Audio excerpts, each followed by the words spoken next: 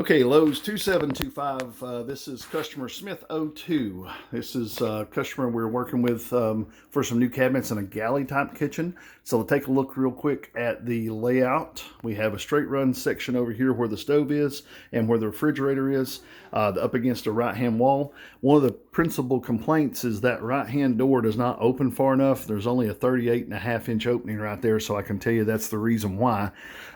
This being a bottom drawer freezer, for the two top doors to open up completely is kind of what needs to happen for the crispers and stuff to work. So a couple things we've talked about today on this side of the room is if you look to the left of the stove here, that's about 15 inches to the side of that outlet right there. So there's room in this layout to put a 12-inch pantry in the right-hand wall.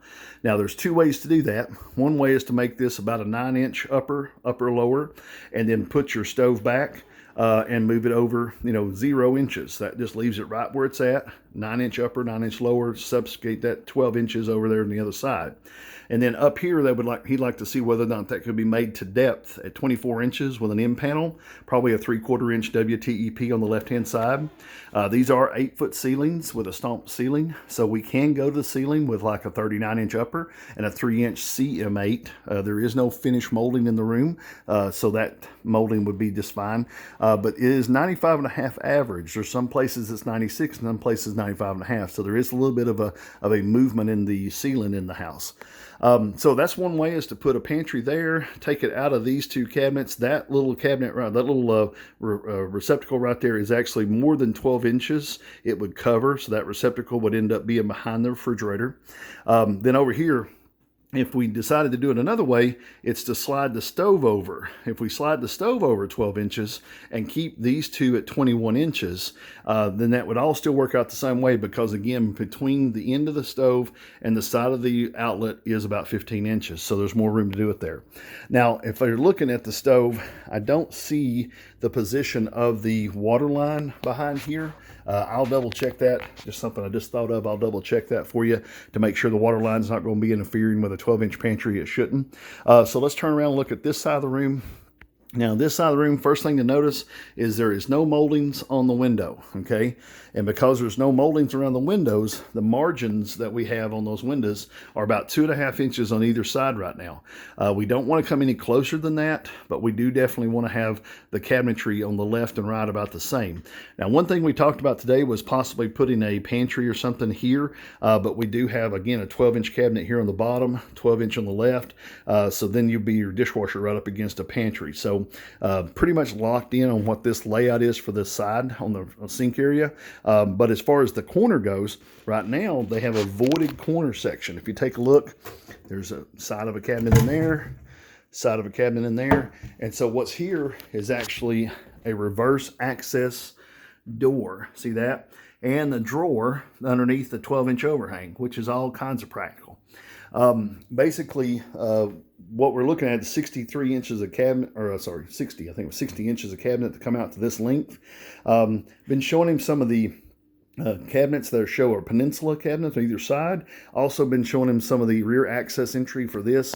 I think the rear access entry cabinet's a lot better for his use as far as putting some of the larger things he wants to put away. If you take a look, he's got a fryer here and some other pizza toasters and stuff. Those are all things that would definitely fit in a tall door cabinet underneath there. But as far as drawer storage and the overall use of the room, he wants to add some drawer storage and get rid of all these small little drawers. And he's about 6'3" or 6'4" inches tall. So he would like to see a lot of these open up and have like pull out trays in the bottom to make it easier to utilize that cabinet. Now, the upper cabinets, we can go to the ceiling with those, no problem. This one, we would not be able to put a bridge above that cabinet. As far as a traditional 12-inch, we'd have to put a 9-inch. So we'd probably leave this as an open space, but we do have to do something with that light right there. If we decide to do that, we'll make sure we have that in our plans to fix that light that's above the sink, either with a wall sconce or maybe a medallion pendant from the ceiling. Otherwise, the rest of it is just traditional cabinet sizes. You got a 24-inch dishwasher space, 36-inch sink base, and this from the corner to the corner there is about 63 inches. I've given you all the measurements to the length because this has a footprint in the floor. And because of the footprint, we go back over here and talk about this one more time. If we slide this down, whatever the material that's underneath that stove, we would have to cut that material and slide it down with the opening so that he could have some material under the stove. But then that would be part of a planned remodel of the flooring later.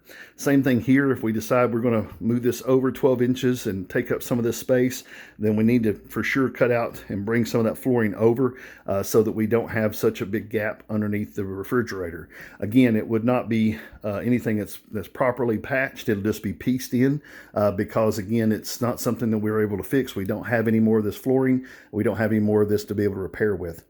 If you have any questions about the kitchen, feel free to give me a call at 423-650-1051. Have a great day.